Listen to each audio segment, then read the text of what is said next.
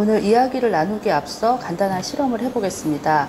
물 100cc에 각각 차 3g씩 넣고 5분간 우리겠습니다. 그리고 차의 탕색을 관찰할 건데요. 생차와 숙차 외에 홍차도 추가했습니다. 궁금한 점이 있는데요. 왜 차마다 색이 다르죠? 차의 색을 결정하는 것은 어떤 화학 성분입니다. 숙차 1편에서 말씀드렸는데 뭔지 기억하십니까? 폴리페놀이요. 네, 맞습니다. 폴리페놀이 차의 색을 만드는데 결정적인 역할을 한다고 하셨는데 어떻게 폴리페놀이 색을 만들죠? 원래 폴리페놀은 무색입니다. 무색이 무슨 색이죠? 투명한 물 색깔을 말합니다. 아무것도 들어있지 않은 맹물 말씀이시군요. 그렇습니다. 그런데 폴리페놀은 산화가 아주 잘 되는 특징이 있습니다. 산화의 결과 색깔이 변하고요. 처음에는 노란색이 되고요. 여기에서 더 산화되면 붉은색이 되고 더 산화되면 갈색이 됩니다. 그보다 더 극단적으로 산화되면 검은색이 되죠. 폴리페놀은 본래는 아무 색이 없는데 산화되면서 색이 점점 짙어지는 거네요. 맞습니다. 지금 세 가지 차를 우리고 있는데요. 생차는 탕색이 노란색이거든요.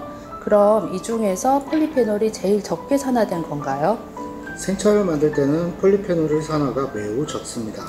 홍차는 붉은색인데 그렇다면 생차보다는 폴리페놀이 많이 산화됐겠네요. 맞습니다.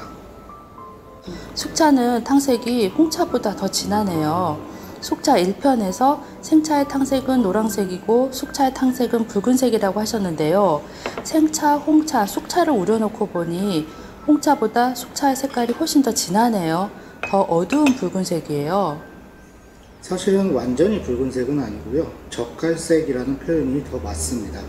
중국 사람들은 숙차의 탕색을 보고 돼지 간 색깔이라고 이야기합니다. 돼지 간색이요? 재밌는 표현이네요. 그 생돼지 간색인가요? 삶은 돼지 간색인가요?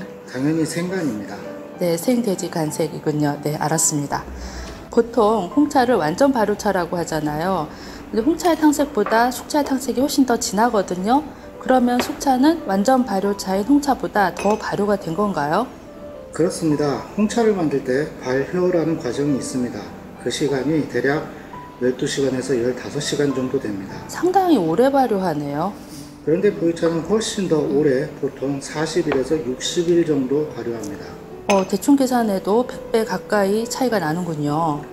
그렇죠. 발효하는 시간이 길수록 폴리페놀은 더 많이 변합니다. 그 결과 색이 더 짙어지고요.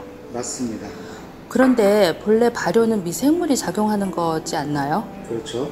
그럼 숙차를 발효할 때 미생물이 발생하나요?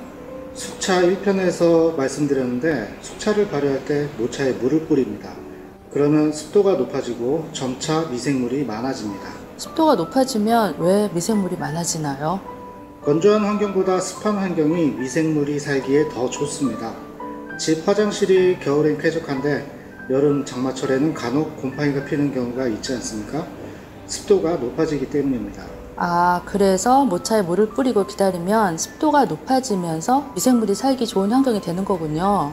맞습니다. 미생물이 대량으로 번식하면서 폴리페놀을 산화시키는 효소를 배출합니다. 그러니까 숙차를 만들 때는 미생물이 폴리페놀을 산화시키는 것이 맞네요.